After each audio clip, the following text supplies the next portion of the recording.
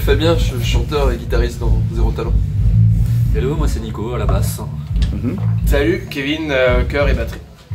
Salut, moi c'est Alex, tromboniste. Bonsoir, Jean-François, trombone. Salut, moi c'est Gwen, trompette. D'accord. Donc vous existez depuis début 2000? Ouais. Premier concert en 1998, donc siècle dernier. Ça fait plus de 25 ans. C'est quoi? C'est cette année ou l'année dernière? C'était l'année dernière, L'année dernière, ouais. 26e année de Zéro Talent. Ah ouais. Ouais. On a connu toute la belle scène alsacienne, Escape et tous les meilleurs noms. Vous venez de la vallée de Tannes. Ah, c'est ça. Hein, c'est ça. vous aviez une asso, une mixture. Hein. Ouais. Vous organisiez des concerts à l'époque. Ouais. On a fait une petite dizaine d'années, festival mixture, festival plein air d'été, et en fait on avait quelques concerts en plus, mais c'est vrai que c'était ce festival qui avait un peu grossi, et au final, même si bon, il y avait de l'affluence et c'était cool, mais il n'y avait pas assez de monde pour que on rentre dans nos frais, et c'est vrai que les dernières années c'était hyper compliqué financièrement. Mais belle aventure, beau souvenir, on a passé vraiment des beaux moments, donc c'est chouette. Votre style, c'est ska-core, ska-punk. Ouais, on a tendance à dire punk ska, parce que c'est plus punk que ska, et même les parties ska sont plutôt rock. Donc voilà, habituellement on dit ska punk, nous on inverse le truc, mais ouais, ska core, ce serait pas non plus insensé quoi. Vos influences, c'est quoi à la base? Plusieurs types. Si on va en américain, ce serait plutôt Mad Cadiz. Et après, au niveau punk, du NoFX, des trucs comme ça. Voilà, et en français, ce serait la Rouda, je pense. Ouais, clairement. On rapprocherait tous. Clairement. Notamment les textes. Consensus. Ouais. Le style, mais les textes, effectivement, nous ont beaucoup influencé sur la Rouda. D'avoir une section cuivre, c'était des potes du lycée, c'est parce que vous êtes nombreux, quoi, vraiment un groupe. Ouais. C'est un historique. Les gens sont arrivés un peu au fur et à mesure dans le groupe. Bon, pas forcément potes d'enfance, mais Pas du tout. Ouais, on s'aimait pas à l'époque. on les a pris on se connaissait pas. Ça aidait pas à s'aimer, mais effectivement on se connaissait pas. Non, on a commencé, on faisait des reprises de punk rock, Green Day, NoFX, et au final je pense que c'est par des morceaux de NoFX où il y avait souvent un morceau ska, de temps en temps une trompette sur un morceau ou l'autre, et je pense un peu ça qui nous a amené au côté ska et au côté cuivré. Et c'est vrai que donc les cuivres c'est venu dans un deuxième temps, c'est un peu quand on a commencé la compo en fait. Et après ça que ça a pas mal tourné quoi. Il y a eu en 25 ans il y a eu pas mal de membres différents, mais là l'équipe elle est quand même stable depuis dernier arrivé, puisque Alex c'est un ancien membre qui est parti, qui est revenu. Qui est revenu. Et dernier arrivé c'est Jeff. Et toi tu sais depuis combien de temps t'es là? Je sais pas. Pas une dizaine d'années non? 2015 Pas 10 ans encore. 2016 encore 2016, ouais, 2016, 2015. Ouais bon ça reste suffisamment long, enfin il y a des groupes qui durent moins longtemps que ça quoi. Bah oui. En tout cas voilà, l'équipe est stable depuis un petit moment. Ouais. Je n'ai pas choisi de venir romantique. Cette morosité, non moi je n'ai pas goût de cette heure. C'est le visage que regarde la nostalgie de cette génération. Aujourd'hui mon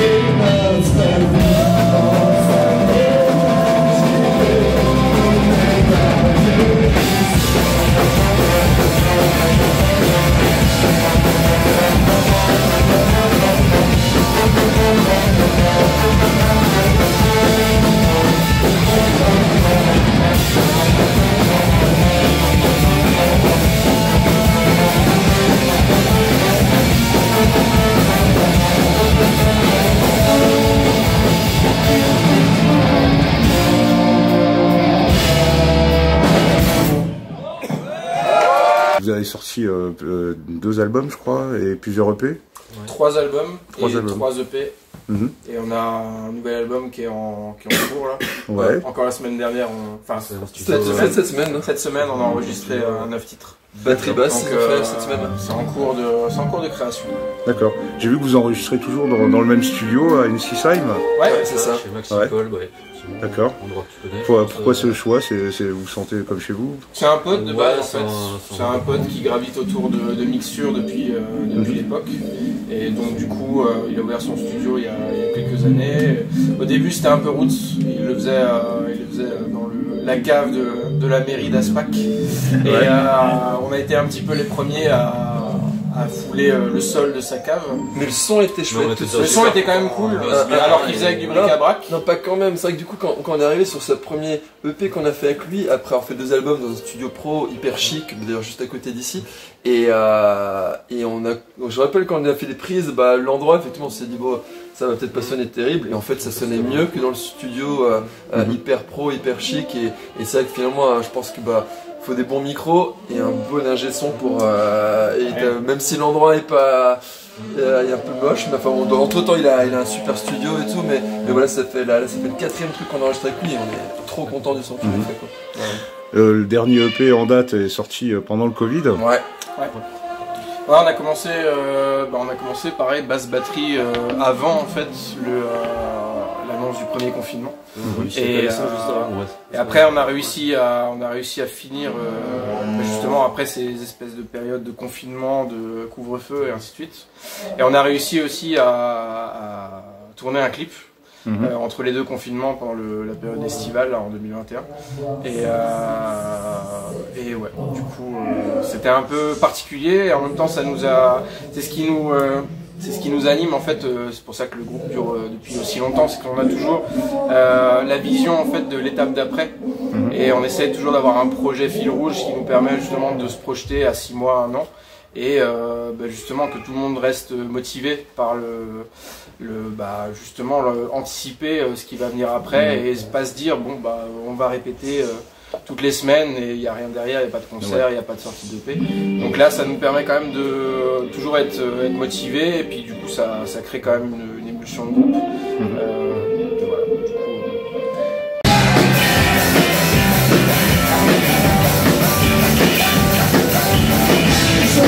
du coup,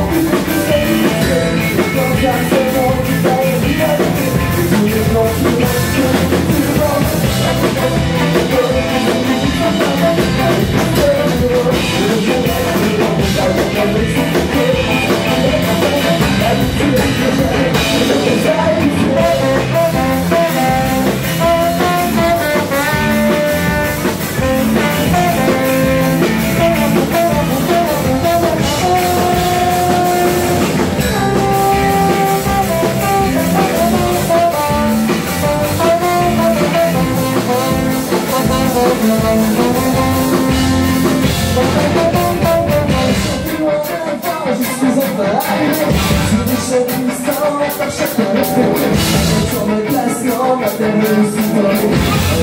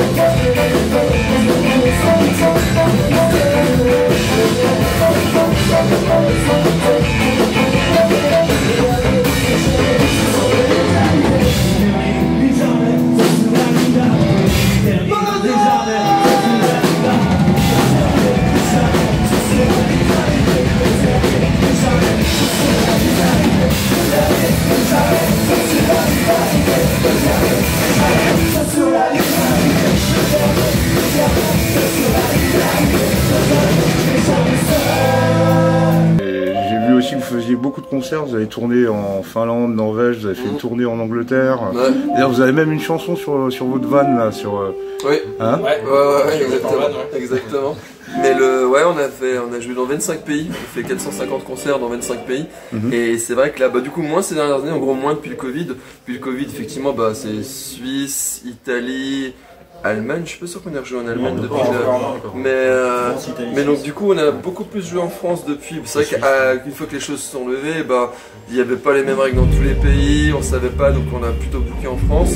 Et c'est vrai que les 10 années avant, on avait beaucoup joué un peu partout en Europe, en partie parce que la scène ska punk française se portait beaucoup moins bien qu'à une époque, et il y avait moins de gens qui vont voir des concerts, et dans le cas aujourd'hui, par rapport à l'époque, du coup moins d'orgas et plus de difficultés à trouver des dates et des dates chouettes.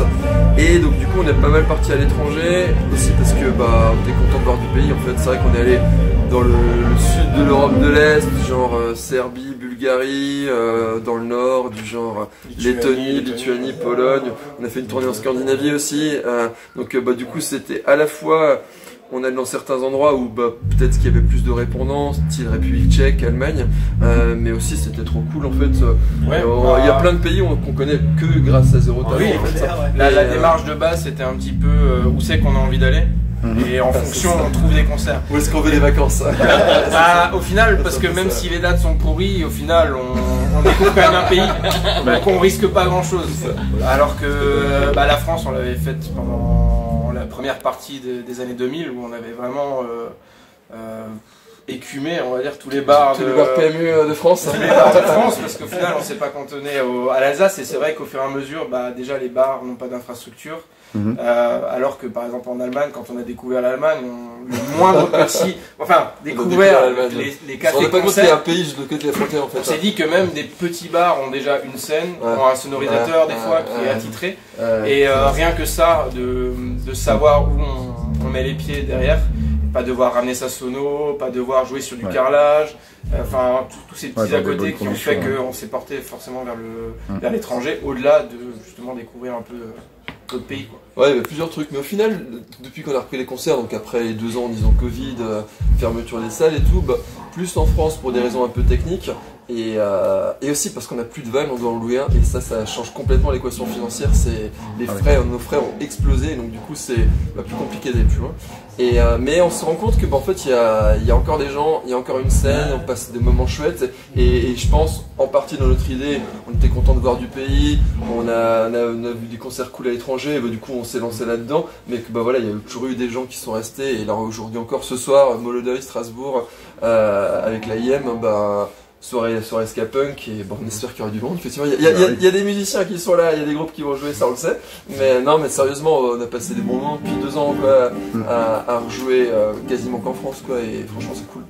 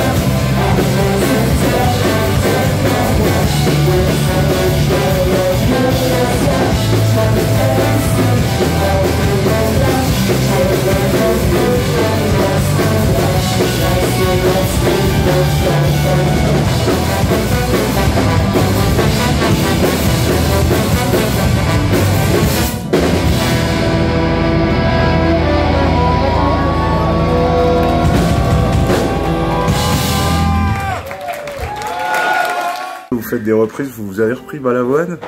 Oh Vous avez repris Johnny Hallyday? On avait une période effectivement vieux chanteurs morts ou pas. Ouais. Là maintenant avec le temps bah, je crois qu'ils sont tous morts. Hein.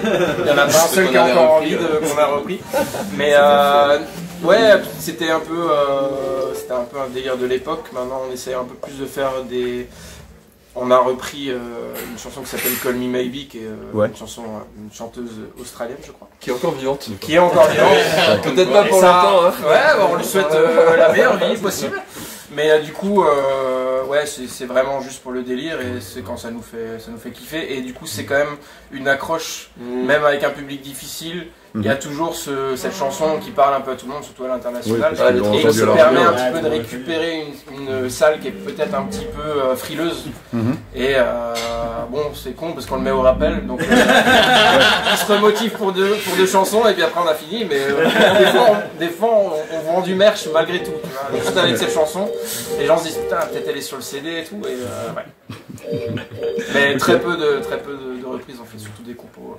Ouais, et pas des reprises justement dans le style qui vous a influencé. Non, c'est ce qui nous fait rire. Après, ça tout le monde ne le comprend pas. On a déjà vu des groupes, je pense à un groupe de copains tchèques qui nous disaient, après 3-4 concerts, genre quand ils ont osé nous parler vraiment, ils se disent mais pourquoi vous reprenez cette chanson?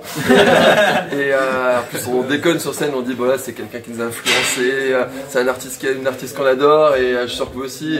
Et le deuxième degré, c'était ça, Balavoine et tout à l'époque, et jusqu'à ce qu'un membre du groupe menace de le quitter si on continue de jouer des vieilles chansons françaises, mais il y a déjà ce côté deuxième degré, tu vois, et en tout cas ça fait bien marrer.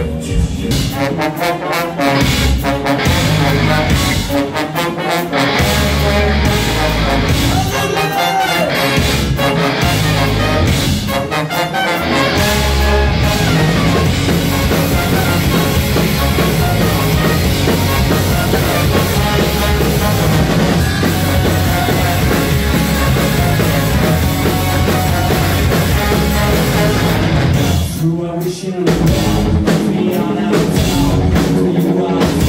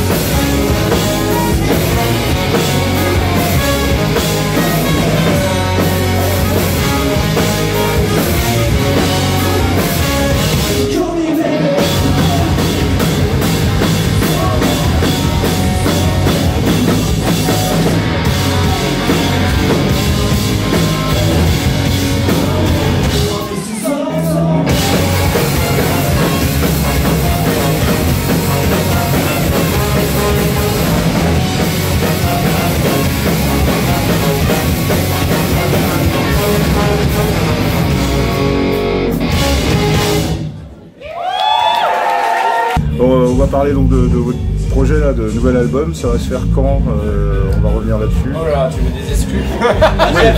Tu veux des exclus? On est encore sur une phase préliminaire. En plus, notre ingé son va être papa, donc ça va forcément prendre un peu plus de temps qu'un processus classique d'enregistrement. Surtout que chacun a un peu ses dates, donc c'est un peu étalé sur toute la fin, enfin tout le premier quart de l'année 2024. Ouais, ça va le faire. Hein. Mais en gros, peut-être septembre. Bah écoute, la partie guitare-chant c'est la semaine prochaine, les cuivres c'est en avril, hein, donc du coup après il y a mixage, mastering, ouais, il y a bon espoir de sortir ça pour l'automne quoi, c'est raisonnable comme deadline quoi. Donc, ouais, encore fixer cette date précise. Mais non, il vaut mieux pas fixer, j'ai voilà. Quand on sera sûr que tout est prêt. Après les gens ils vont regarder de nouveau la vidéo et faire ouais mais ça fait il y a 2 semaines là, il y a 2 semaines ça aurait dû sortir. Par rapport au texte, tu parles beaucoup par rapport à l'actualité là. Ouais. Je veux dire, c'est de pire en pire, c'est de plus en plus délirant, ça va t'inspirer. Ouais. Alors, ce qui est nouveau, c'est que bah, y a plus forcément que moi qui ai écrit. Il y avait un copain qui a emmené le booker du groupe qui écrit de temps en temps des textes et là qui en a écrit un. Et sur le dernier EP, il y avait un texte de Nico, 2 de Kevin, je sais plus. Un. Et là sur cette EP, bah, c'est parti pour en avoir 5 de moi, 2 de Kevin, 1 de Nico. Donc c'est pas mal que l'écriture soit partagée. Et pour ma part, je crois que vous êtes un peu sur le même type d'idée, c'est souvent effectivement des questions de société, là, les textes que moi j'ai écrits, et notamment un sur tout l'aspect, on est assez, parce que je suis assez sensible à la problématique complotiste, complotiste et remise en cause de tous les médias traditionnels et les mêmes personnes qui du coup vont écouter les vidéos sur YouTube et croient ça plutôt que des journalistes. Ça ou les excès du libéralisme, on a entendu parler des dérives dans les crèches, dans les EHPAD, voilà que le côté chercher à faire toujours plus de thunes, ça fout en l'air tellement de pans de notre société. Donc ouais, problématique un peu sociale. Kevin et Nico, c'est sur d'autres thématiques, vous êtes partis. Alors les textes sont peut-être pas encore finis, donc tout à fait fini. Des trucs pas drôles sur des chansons festives. Ouais, ça pourrait se résumer comme ça. C'est des thèmes assez lourds, mais avec une dynamique musicale qui... On peut rire de... Enfin non, on peut rire de tout avec tout le monde, non. Non, mais disons que oui, le style est festif, donc forcément ça fait danser, mais on veut quand même garder un peu cet esprit punk qui est quand même dans les gènes du groupe, de devoir justement... faire passer un message et pas juste être là pour ambiancer ouais, c'est ça, la foule, là pour faire la fête et faire les... Après il faut voir en concert si vraiment les gens comprennent les paroles parce que c'est toujours difficile d'entendre la voix en concert, mais en tout cas en CD on l'entend bien. Voilà.